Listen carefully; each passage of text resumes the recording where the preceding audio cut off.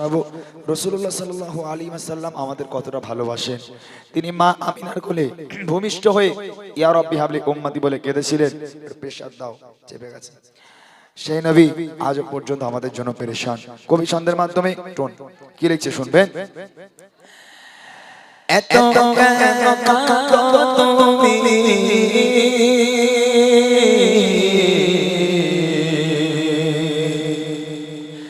এত কেন কাঁদো তুমি, এত কেন কাঁদো তুমি, পড়ে এসেছে আবিনা বে উম্মা আমার কি হবে উপায়, আবিনা বে উম্মা আমার কি হবে উপায়। এত কেন কাঁদো তুমি, এত কেন কাঁদো তুমি, পড়ে এসেছে আবিনা বে উম্মা আমার কি হবে উপায়, আবিনা বে উম্মা আমার কি হবে উপায়। তুমি তো বলেছো হবে যারা উম্মত, তুমি ভালোবেসে তোমার দয়া চান না। তুমি তো বলেছো হবে যারা উম্মত, তুমি ভালোবেসে তোমার দয়া চান না। বিচারিরে কবিসানে, বিচারিরে কবিসানে কে বোঝায় আবিনা বে উম্মা আমার কি হবে উপায়, আবিনা বে উম্মা আমার কি হবে উপায়। এত কেন কাঁদো তুমি, এত কেন কাঁদো তুমি, পড়ে এসেছে আবিনা বে উম্মা আমার কি হবে উপায়, আবিনা বে উম্মা আমার কি হবে উপায়। মাতা তলবে ও হাবিব কে তো নাম করে, কোনা কারো মাতে দেব করে। মাতা তলবে ও হাবিব কে তো নাম করে, কোনা কারো মাতে দেব করে। করতে খুশি হয়ে, করতে খুশি হয়ে নবী শান্ত হয় আবিনা বে উম্মা আমার কি হবে উপায়, আবিনা বে উম্মা আমার কি হবে উপায়।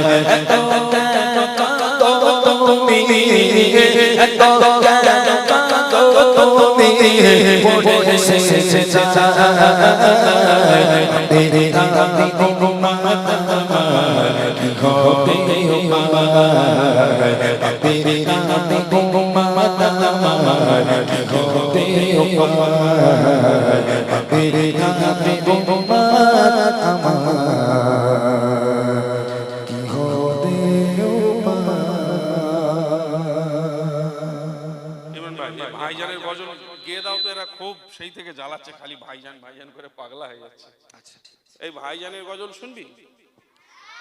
কারা কারা ভাইজানকে ভালোবাসিস হাত তোল দেখি। আমার ভাইরা কারা ভালোবাসে দেখি। যারা হাফ হাফ তুলেছে তারা কি হাফ হাফ ভালোবাসে নাকি? বল লম্বা কর তোল। হ্যাঁ, সবাই ভালোবাসিস ভাইজানকে? তাকবীর দে, নারে তাকবীর। মাশাআল্লাহ, ভাইজানের গজল হবে। আমার ভাইরা অনেকক্ষণ ধরে জ্বালাচ্ছে, ভাই একটু বলো একটু বলো। আচ্ছা চলো ধরো ধরো, ঠিক আছে ভাই। যখন বুঝতে পারছেন যে দুনিয়ার পরিস্থিতিটা কি, দুনিয়ার পরিস্থিতি খুবই খারাপ। দুনিয়ার আমরা যারা সোশ্যাল মিডিয়া ইউজ করি, যারা আমরা ফেসবুক ইউজ করি, ইনস্টাগ্রাম ইউজ করি, আমরা দেখতে পাচ্ছি যে দুনিয়ায় কি হচ্ছে এখন। মানুষের টিকে থাকা দায় হয়ে গেছে, মানুষের শান্তিতে নেই, তবে কিসের জন্য, কেন শান্তিতে নেই? আল্লাহ ভোলা হয়ে আছি, তারপরেও না আছে কোনো চেতন, না আছে আমাদের কোনো ভাবনা চিন্তা, খাচ্ছি দেখছি আর বিন্দাস ঘুমাচ্ছি। আর আমাদের দিন ছিল তো আগেকার দিন, যে দিনগুলো আমাদের বাপ দাদারা দ্বারা আজকের যাপন করে এসেছে, যেগুলো অতীত ছিল, আর সেই অতীত দিনগুলো ছিল সোনালী দিন, যে দিনগুলো আজও পর্যন্ত মানে আমরা মিস করে থাকি, যে আগেকার দিনগুলো কি ছিল আর আজকের দিনগুলো কি। দেখেন একটা গজল মনে পড়ে গেল, একটুখানি গাই, তারপর এখানে রিকোয়েস্ট এসেছে হযরতে বিলালের ঘটনা, আমি গাইবো ইনশাআল্লাহ। তবে আগেকার কি দিন ছিল আর এখনকার কি দিন ছিল, কবি বলছে আমাদের ছিল এক সোনালী দিন, সব জানে মেরে ভে, আমাদের ছিল এক সোনালী দিন, সব জানে মেরে ভে, আই ছিল ছোট ইনসাফে, জুলুম রোগে দিতে গগন রে, আমাদের শেষত হারিয়ে গেছে, মুসলমান আজ তাই কেঁদে মরে, আমাদের শেষত হারিয়ে গেছে, মুসলমান আজ তাই কেঁদে মরে, হারিয়েছি যাকে পাবো ফিরে, তুমি না জাগলে তাকে ফেরাবে, শামা ইসলাইকে শামা ইসলাইকে যুবক জেগে ওঠো, যুবক জেগে ওঠো, আমাদের ছিল এক সোনালী দিন, নারী সব জানে রে, আই ছিল ছোট ইনসাফে, জুলুম রোগে দিতে গগন রে, আমাদের শেষত হারিয়ে গেছে, মুসলমান আজ তাই কেঁদে মরে, আমাদের শেষত হারিয়ে গেছে, মুসলমান আজ তাই কেঁদে মরে, হারিয়েছি যাকে পাবো ফিরে, তুমি না জাগলে তাকে ফেরাবে, শামা ইসলাইকে শামা ইসলাইকে যুবক জেগে ওঠো, যুবক জেগে ওঠো, যুবক জেগে ওঠো, যুবক জেগে ওঠো, তুমি আজ মজা আছো বিলাসে, ওদিকে তোমার মন কাঁপে শেষে, তুমি আজ মজা আছো বিলাসে, ওদিকে তোমার মন কাঁপে শেষে, চাচা কবো দেখে কি সরে জানাতে, সে বোনা জেলার চিতবারে, ভারত ফিলিস্তিনে ওই ঘোর হারাকানে, ভারত ফিলিস্তিনে ওই ঘোর হারাকানে, কাছে তোমারি বাবা দাদি দাদি শাশা দেবে, বল বল বল চঞ্চল দাঁড়া পাশে, আরে ভাবে বল বিজয় শেষে, চঞ্চল দাঁড়া পাশে, আরে কি ভাবে বল বিজয় শেষে, শামা ইসলাইকে শামা ইসলাইকে যুবক জেগে ওঠো, যুবক জেগে ওঠো, আমাদের ছিল এক সোনালী দিন, নারী সব জানে রে, আই ছিল ছোট ইনসাফে, জুলুম রোগে দিতে গগন রে, আমাদের শেষত হারিয়ে গেছে, মুসলমান আজ তাই কেঁদে মরে, আমাদের শেষত হারিয়ে গেছে, মুসলমান আজ তাই কেঁদে মরে, হারিয়েছি যাকে পাবো ফিরে, তুমি না জাগলে তাকে ফেরাবে,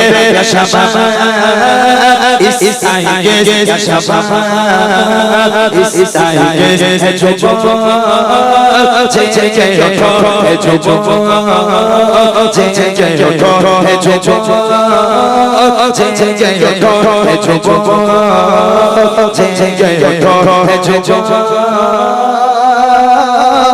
জেগে ওঠো।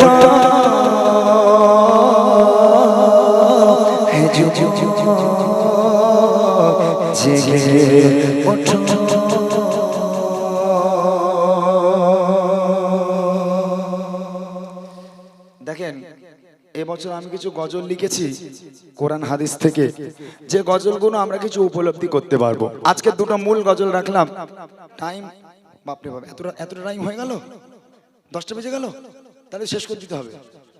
শেষ করবো না?